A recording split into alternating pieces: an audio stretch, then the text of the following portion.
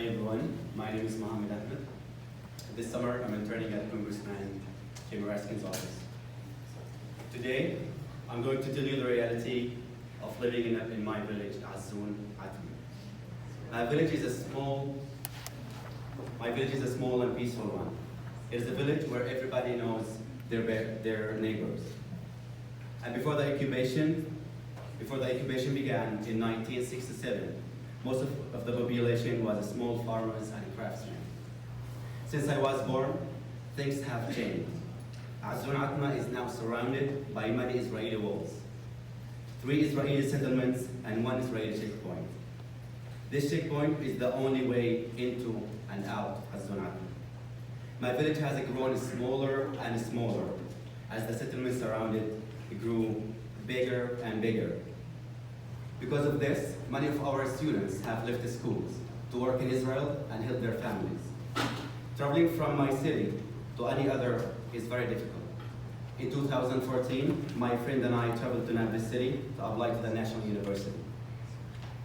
We left early in the morning so that we could avoid the crowds of other students and apply to the university. We were stopped at an Israeli checkpoint. Soldiers asked us to pull over and to get out of the car. They took our ID and asked us questions. They asked us where we were going and why we were going there. They left with our IDs and asked us to return to our car to wait. We waited for 2 hours until the soldiers came back, gave us our IDs, and told us we could pass on. As I sat in the car waiting, I was worried that I would not be able to register for school, and I would have to go through the same process in the next day. I'm not just a student, but also an English teacher. When I want to go to Tulkarem City, where I teach my students, which is half an hour away from Nablus City, I have to go through another Israeli checkpoint. It's very hard to attend the school when it's difficult to get from one place to another. It's almost impossible to earn a living when you don't know when you are going to arrive somewhere.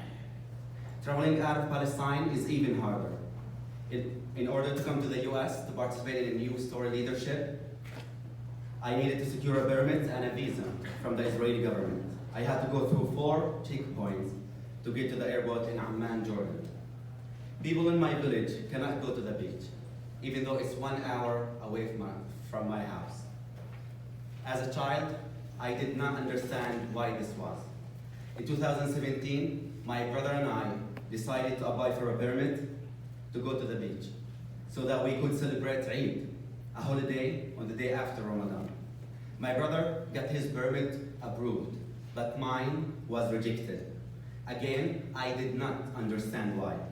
After my brother came back, he explained that the Israeli government does not approve anyone under the 22 for these types of permits.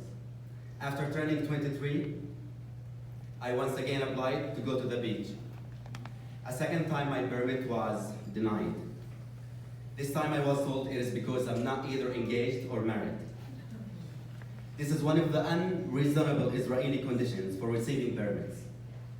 These are not just the conditions for permits to vacation, but also to work in Israel as a citizen of the West Bank. It's easy to tell the difference in many parts of the West Bank between a Palestinian and Israeli home. Most Palestinian homes have huge water tanks on their roof because the fresh water is only piped in once or twice a week. Palestinian families have to wait for the water to fill their water tanks to have enough to drink for the whole week. As a university student, I had to take shower in my neighbor's house, sometimes going to class without having showered for 3 days. When there was no water to shower with at home, we would fill up bottles at the most and pour the water on our heads. I'm not here for you to feel bad for me. I'm here to try and start real change. Change that will help me, my family, and my students. I teach English to students from Kalkilia and Tulkarem. I go to refugee camps and community centers. And I try to teach my kids so that they have better opportunities and a better future. Believing that with communication, we create change. And with the ability to share our stories, we have the ability to change our realities. Thank you so much.